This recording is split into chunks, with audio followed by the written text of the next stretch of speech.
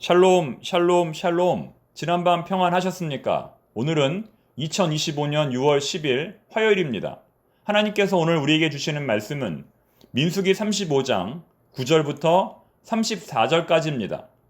무죄 추정의 원칙, 무죄 추정의 원칙이라는 제목으로 주의 말씀 증거하겠습니다. 오늘날 형사소송법에 무죄 추정의 원칙이라는 것이 있습니다.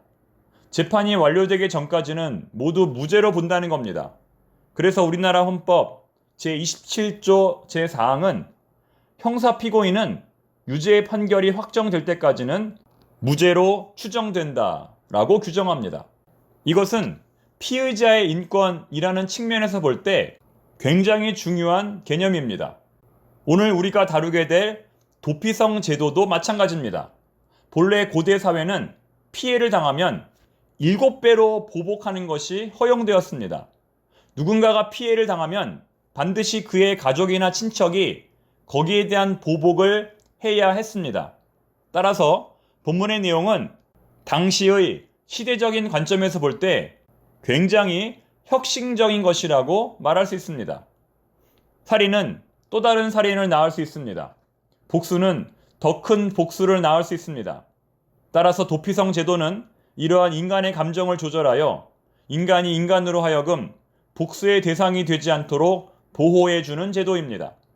도피성 제도는 하나의 죄가 더 큰 죄로 확산되는 것을 막는 제도입니다. 도피성에 관한 내용은 오늘의 본문 민수기 35장뿐만 아니라 신명기 19장, 여호수아 20장에도 기록되어 있습니다. 그만큼 중요하기 때문입니다.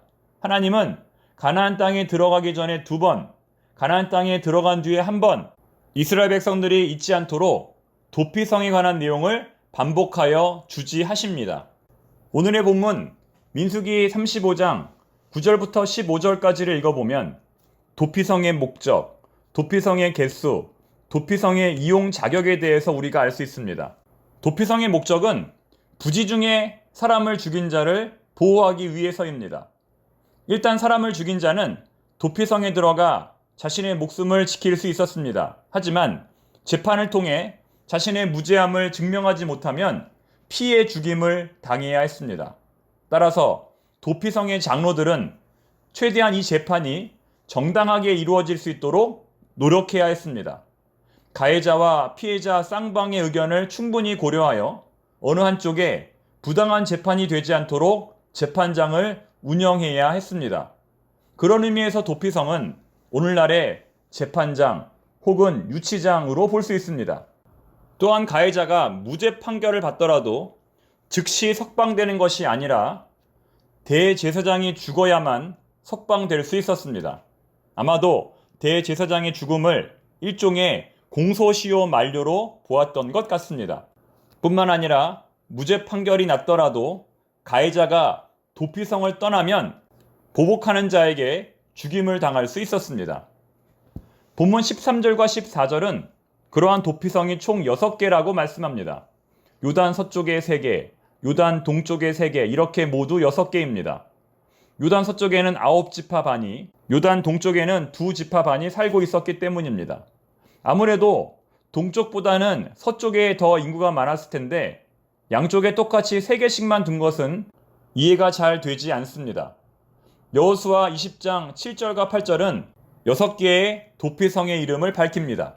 서쪽에 있는 도피성은 게데스, 세겜, 기럇 아르바이고 동쪽에 있는 도피성은 베셀, 길르안 라못, 바산 골란입니다. 15절은 도피성의 이용 자격입니다. 어떤 사람들이 도피성을 이용할 수 있었을까요?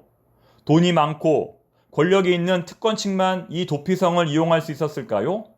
외국인과 나그네는 이용할 수 없고 오직 이스라엘 사람들만 이용할 수 있었을까요? 다행히도 신분계층, 남녀노소, 국적에 상관없이 누구나 이용이 가능했습니다. 16절부터 21절까지는 고의로 사람을 죽인 경우입니다. 고의로 사람을 죽인 경우에는 이후 여하를 막론하고 반드시 사형을 당했습니다. 도피성은 전적으로 부지 중에 살인을 한 사람을 위한 장소였다는 것입니다.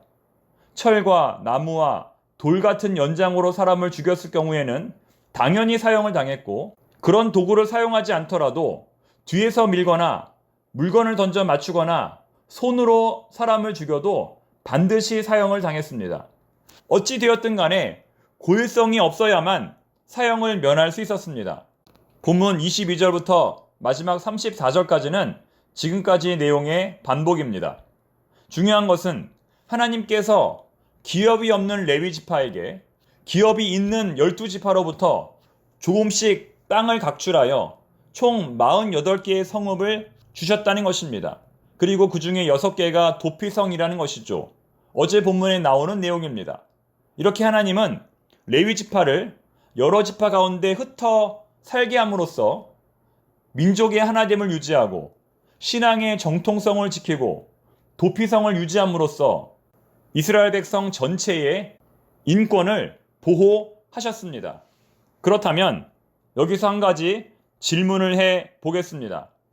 무죄 판결을 받은 피의자는 당장 집으로 돌아갈 수 없고 대제사장이 죽기 전까지는 도피성에 살아야 했습니다.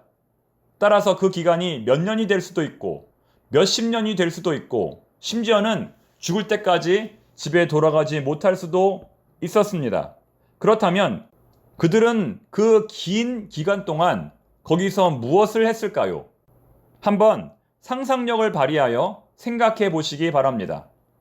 그들은 레위인들과 함께 도피성에 살면서 레위인들의 사역을 도왔을 것입니다. 아무것도 하지 않고 주는 밥만 먹으며 집으로 돌아갈 날만 생각한 것이 아니라 레위인들과 함께 도피성을 관리하고 돌아보는 일을 했을 것입니다. 그리고 자신들처럼 도피성에 달려와 도움을 청하는 자들을 도왔을 것입니다. 비슷한 처지의 사람들을 도왔다는 것이죠. 즉, 하나님께서는 부지중에 살인한 자들로 하여금 레위인들을 돕게 하고 자신들과 같은 처지에 있는 사람들을 돕게 함으로써 그들이 스스로 참여할 수 있도록 만들었던 것입니다.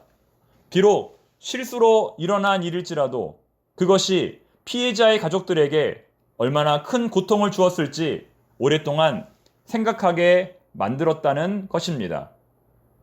오늘날 기독교의 문제로 꼽히는 것이 하나 있습니다. 바로 값산 회개, 셀프 회개입니다. 아무리 큰 죄를 지었다 하더라도 하나님께 용서를 구하면 그것으로 끝입니다. 피해자의 가족들에게 사과하기는커녕 끝까지 모르쇠로 일관합니다. 하나님께는 회개하지만 사람에게는 절대 용서를 구하지 않습니다. 왜 그럴까요? 하나님께 회개하는 것은 무료이지만 사람에게 용서를 구하는 것은 무료가 아니기 때문입니다. 금전적으로 보상해 주어야 하고 무릎을 꿇어야 하고 자존심을 내려놓아야 하기 때문에 사람에게 용서를 구하는 것이 더 어렵다는 말입니다. 죄라는 것은 쉽게 깨달아지지 않습니다.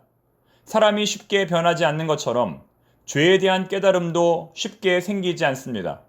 우리의 회개는 대부분 면피용일 때가 더 많습니다. 바라기는 도피성에 들어간 죄인처럼 우리 자신의 죄를 깊이 묵상하고 진정으로 하나님과 사람 앞에 용서를 구하는 우리 모두가 되기를 바랍니다. 기도하겠습니다. 하나님 아버지, 저희들은 죄인입니다.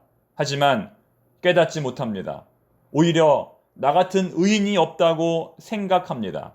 하나님 아버지, 오늘의 말씀을 통하여 우리 자신의 죄된 모습을 조금이라도 더 깨닫고 은혜의 피난처 예수 그리스도를 더욱 의지하게 하옵소서. 예수 그리스도의 보혈 앞에 우리의 모든 연약함을 다 고백하게 하옵소서. 예수님의 이름으로 기도드립니다. 아멘.